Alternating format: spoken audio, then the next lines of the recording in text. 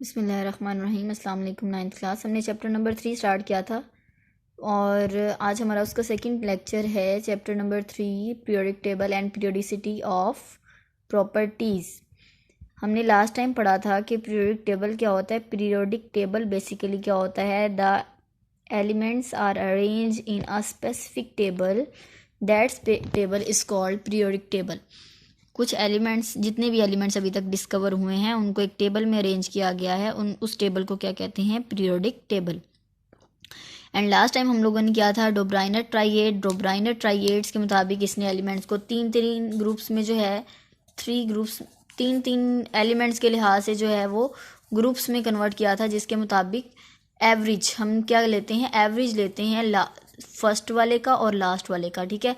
और जो atomic mass होता है उसका मिडल वाले के बराबर आता है। जब एवरेज लेते हैं इन दोनों के एटॉमिक मैसेस का, तो जो आंसर आता है वो मिडल वाले के एटॉमिक मैस के इक्वल होता है।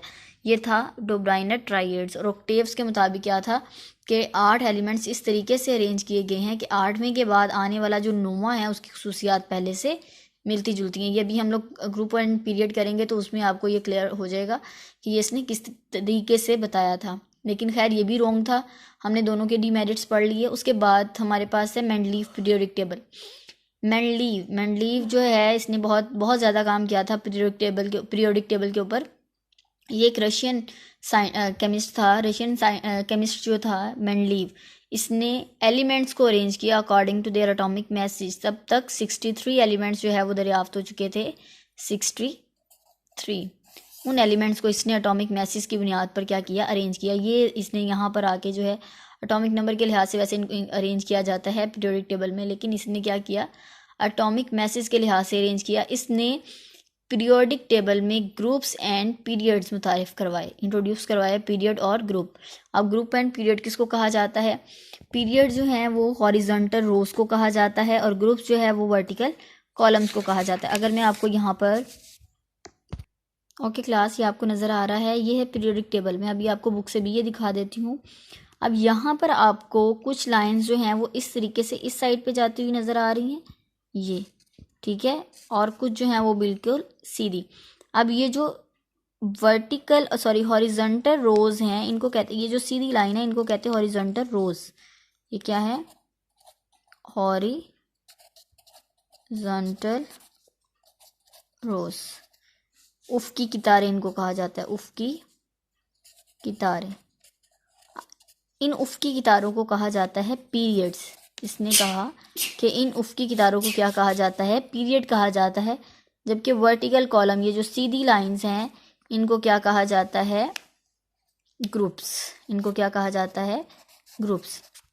ग्रुप्स में जितने भी एलिमेंट्स आएंगे यहाँ पर वो एक जैसी खसूसियात होंगी। जो पीरियड में होगा उनकी खसूसियात क्या होगी, डिफरेंट होगी, ठीक है। तो इसने ग्रुप और पीरियड के बारे में जो है वो इंट्रोड्यूस करवाया था कि ग्रुप और पीरियड जो है उसके लिहाज से हम लोग पीरियोडिक टेबल में एलिमेंट्स को क्या करते हैं, अरेंज करते हैं।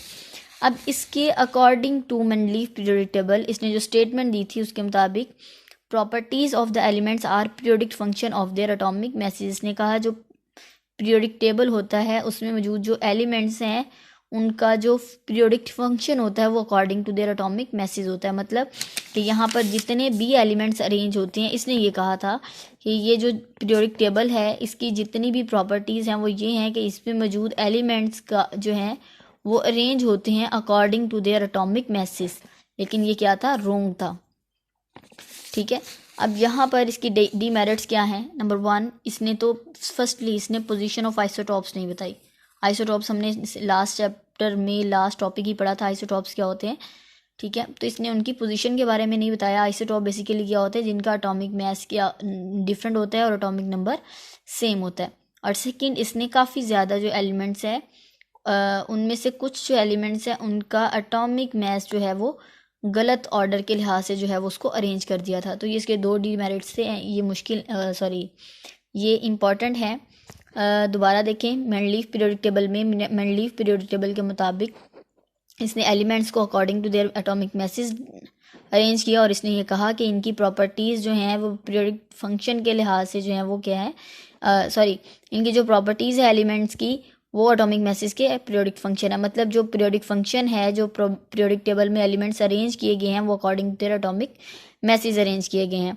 इसके अलावा इसने पीरियड और ग्रुप्स के बारे में बताया कि पीरियड जो है उनको हॉरिजॉन्टल रोज कहा जाता है और ग्रुप्स जो हैं वर्टिकल कॉलम्स होते हैं। वर्टिकल कॉलम्स में जितने भी एलिमेंट्स हैं उनकी खसूसियात सेम होती हैं, जबकि हॉरिजॉन्टल रोज में उनकी प्रॉपर्टीज़ क्या होती हैं, डिफरेंट होती हैं। उसके बाद डीमेरिट्स हमने पढ़े कि इनकी पोजीशन जो है वो आइसोटॉप की इसने नहीं बताई, और इसके अलावा इसने रॉन्ग ऑर्डर दिया काफ़ी एलिमेंट्स का इनटू द पीरियोडिक टेबल। आप बुक के ऊपर भी देख लें इसको ज़रा। आपके पास जो बुक है उसमें आपने डोब्राइनर में आपने ऑलमोस्ट ये सारा ही करेंगे। आपके पास सबसे पहले ट्राइगेट तक आपने यहाँ तक जो है वो इसकी डेफिनेशन है, मतलब स्टेटमेंट है, बल्कि नेक्स्ट है इसकी स्टेटमेंट। ये हमारे पास सारी इसकी क्या आती है, स्टेटमेंट आती है, जिसमें ये लिखा हुआ है कि बेसिकली ट्राइएड्स में होता क्या। उसके बाद ये नेक्स्ट यहाँ से लेकर यहाँ तक इसकी 2 एग्जांपल्स हैं और ये इसके डीमेरिट्स हैं, ठीक है। उसके बाद न्यूलैंड में सबसे पहला ये हमारे पास आता है एमसीक्यूज़ के लिहाज से, ये एमसीक्यूज़ है, ठीक है। कि कैनिज़ारोस ने 1860 में जो है वो एटॉमिक मैसेज जो है डिटरमिन किया था। उसके बाद यहाँ से लेकर न्यूलैंड पुट फॉरवर्ड, यहाँ से लेकर यहाँ तक स्टेटमेंट आती है और यहाँ पर आ जाते हैं इसके डीमेरिट्स। करना आपने ये ऑलमोस्ट सारा ही है। उसके बाद मैंडलीव में सबसे पहले उसने पीरियड के बारे में बताया हुआ है, फिर उसने यहाँ पर ग्रुप्स के बारे में बताया, वर्टिकल कॉलम्स मतलब ग्रुप के बारे में बताया हुआ है। पीरियोडिक टेबल का नाम सबसे पहले इसी ने दिया था जिसमें एलिमेंट्स को अरेंज किया गया था, ठीक है। यहाँ पर ये बेसिकली इसकी क्या है, स्टेटमेंट है, और यहाँ से यहाँ तक इसके क्या हैं, डीमेरिट्स हैं। क्या हैं, डीमेरिट्स, ठीक है। तो ये आपने ऑलमोस्ट सारा ही करना है। बच्चों को काफ़ी कन्फ्यूजन थी तो ये मैंने निशान भी लगवा दिए हैं। इसी तरह आपने टॉपिक बनाकर इनकी हेडिंग्स बनाकर आपने इसको लिखना है। ओके जी, wish you best of luck. अल्लाह हाफिज़।